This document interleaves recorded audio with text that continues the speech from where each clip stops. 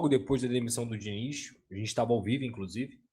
E se você pegar minha live e reassisti-la, eu falo muitas vezes sobre não sei, vamos ver, vou apurar, vamos ver o que acontece.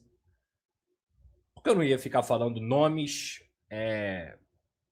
sem notícia de fato. A gente especulou aqui, fulano é isso, fulano é aquilo e tudo mais. Mas eu falei pra vocês, eu falei, cara, falar mesmo, me aprofundar no perfil do treinador e tudo mais, só quando eu tiver informação de fato, até para não perder meu tempo. Na segunda-feira, de manhã, eu apurei que o Vasco teria uma reunião com a cúpula vascaína, a diretoria, teria uma reunião para traçar o modelo do novo treinador, para fazer um balanço do trabalho do Diniz. O Vasco não tinha entrado em contato com nenhum treinador até a demissão do Diniz, até por respeito a ele. A diretoria do Vasco tem um respeito profundo ao Diniz e não tinha feito contato com nenhum treinador. E é assim que tem que ser, né? Profissional. Então, quando os nomes saíram ali no domingo, inclusive um dos nomes, se eu não me engano, foi do Demichelis, que muita gente falou aqui, o Demichelis acabou de assumir o Mallorca hoje. Então, não fazia sentido eu falar sobre aquilo. Segunda-feira, eu falei no Geral Casa TV. Existem 3 nomes que agradam a diretoria do Vasco. E eu sei que agradam a diretoria. Quais são eles? Arthur Jorge, Marcelo Galhardo e Renato Gaúcho. Renato Gaúcho, por uma questão óbvia, ser um treinador que o Vasco mesmo já tinha tentado antes do Diniz. Tá no Rio, tá desempregado, conhece futebol brasileiro, conhece futebol do Rio de Janeiro. É um bom treinador, na medida do possível. E seria um nome meio óbvio, assim, por tudo que a gente falou aqui. Marcelo Galhardo já tinha uma situação balançando no River e saiu. Caiu de lá, pediu para sair, até alegando algumas questões, pelo que eu pude ouvir lá da imprensa argentina. Pessoais, assim, no sentido de não tá aguentando a pressão, não tá conseguindo lidar com o fato de, ter sido um técnico extremamente campeão, dos maiores ídolos do River Plate, e os resultados não estavam vindo, ele saiu. Dificilmente ele vai pegar um novo trabalho, ainda mais no futebol brasileiro. Então o Vasco sim consultou valores, consultou situação, mas não passou dessa fase de consulta. E aí vem o nome que de fato, como a gente informou também exclusivamente nessa semana, o Vasco abriu negociações. E ele se chama Arthur Jorge. Eu costumo dizer que eu respeito todos os colegas, todas as notícias, sempre vou fazer isso. Não cheguei até aqui pisando em cima de ninguém. Eu sempre falo sobre a minha informação. Então, às vezes, cria-se na cabeça do torcedor que o jornalista X, Y, A, B, C, o Vasco quer isso, o Vasco quer aquilo. O que se faz dentro do jornalismo é apuração. E cada um tem a sua. Eu nunca vou dar uma notícia para desmentir a do colega. Eu dou a minha notícia, a minha informação, a minha apuração, nunca pensando no outro. Eu não penso no outro. Eu penso em mim e em fazer um trabalho responsável para a torcida. Exige uma ação imediata. Renato Gaúcho, ao plano A, vai fazer reunião e tudo mais. Eu cheguei e falei com vocês muito claramente. O Vasco sondou sim o Renato, sondou o Jardim, sondou o Galhardo, sondou o Guanais, sondou um monte de gente. Porque isso faz parte de um aprofundamento em técnicos que iriam de encontro com o que se esperava do modelo de jogo que o Vasco aguardava para acontecer. E nesse caso primeira detecção da diretoria, melhorar o sistema defensivo, ser um time mais equilibrado. Segundo, um treinador que tenha casca suficiente para mexer com o vestiário. Terceiro, que pudesse potencializar o trabalho do Diniz. E nesse sentido, não quer dizer que a diretoria avaliava o trabalho como bom, que o trabalho era ótimo, muito pelo contrário. Os resultados mostram isso, mas que não era só terra arrasada. E é engraçado, o jogo de hoje ele mostra os dois lados. As sequelas do trabalho negativas, em que o Vasco tem um sistema defensivo pífio, parece um time de pelada, e as sequelas positivas, que era cria e criou de novo. O que falta? Concluir. Então, esse trabalho de se sentir confortável com a bola na hora de construir por exemplo, um ponto que a diretoria entende que pode ser potencializado para se transformar em gols com esse novo treinador. Agora, o modelo de jogo, quem vai definir é o técnico. É o técnico. Se ele vai usar muito mais profundidade, se ele vai fazer alguns ajustes, se ele vai ser um time mais reativo, é muito mais o técnico. Eu duvido que o Vasco contrataria um treinador reativo. Não acho que o Vasco contrataria. Exemplo, o Leonardo Jardim seria um baita de um nome. Eu acho que ele faria um baita de um trabalho.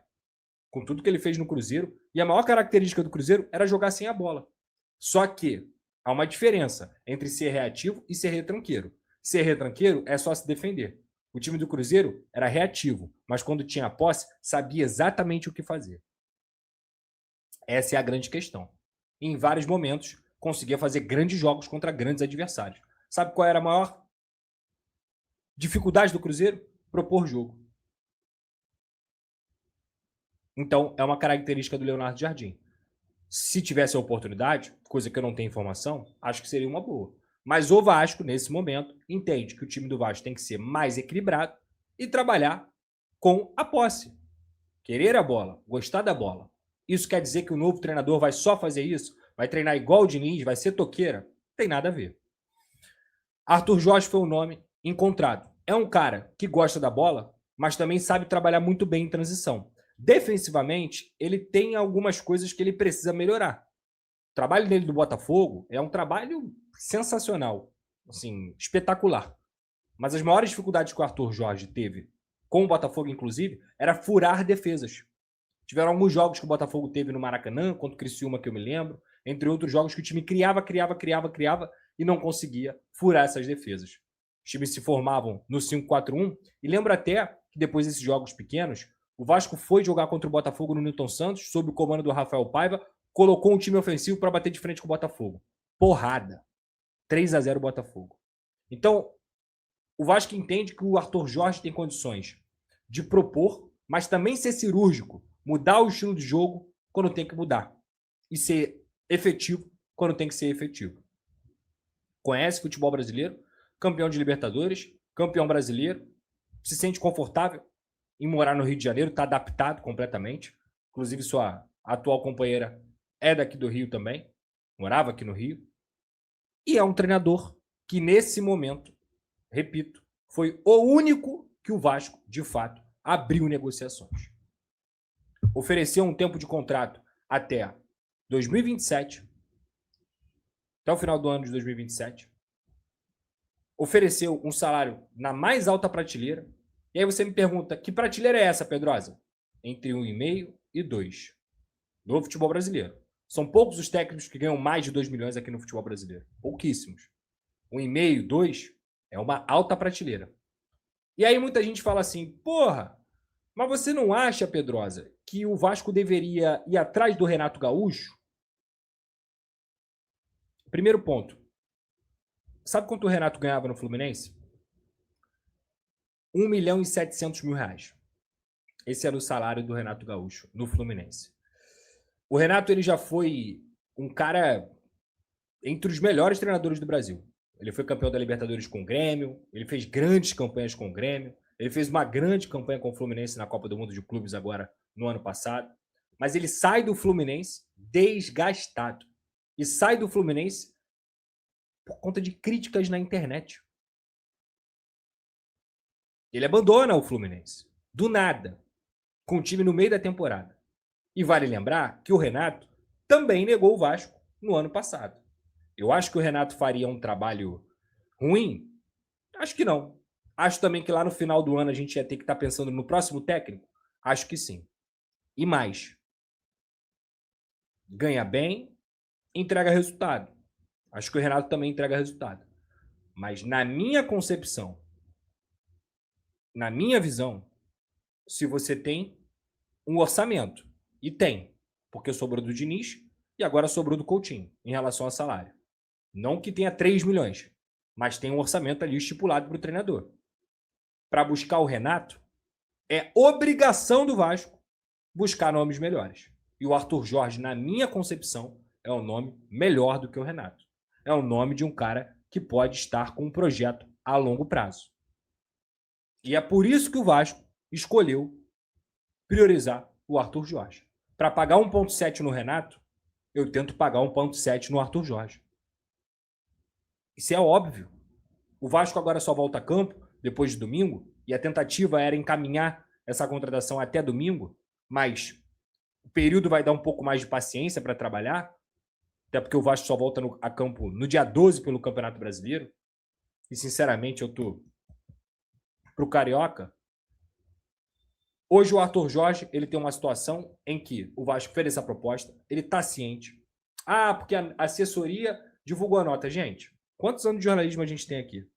É lógico que a assessoria vai divulgar a nota, inclusive uma nota lisonjeada, dizendo que vai cumprir o contrato, quando você tem notícias de negociação acontecendo. Aí é a diferença da interpretação. Veja bem, eu noticiei que o Vasco abriu negociações com o Arthur Jorge, está negociando com ele e tem ele como plano A. A diretoria dizer que ele pretende cumprir o contrato, a assessoria, no caso, em nada anula a notícia que eu dei, porra. Eu acho que o Brasil tem um grave problema de interpretação, cara, que infelizmente a gente vê constantemente todos os dias na internet. Isso não é um problema só na torcida do Vasco, não, isso é um problema educacional. Em nada anula o fato da assessoria ter divulgado aquela nota em relação ao Vasco ter feito a proposta pelo Arthur Jorge. A notícia é um fato. E vou repetir, nota protocolar. Nota protocolar. Que, inclusive, deve ter recebido pressão da diretoria do Al Rayyan, lógico, ainda mais com um clássico, e é o jogo mais importante lá para o time do Catar. É o clássico contra o Algarafa. E aconteceu hoje. O Vasco, da sua maneira, fez a proposta, sabe que ele não descarta a volta ao Brasil, sabe que é um lugar que já está adaptado, sabe que ele está pressionado lá e falou, esse é meu plano A.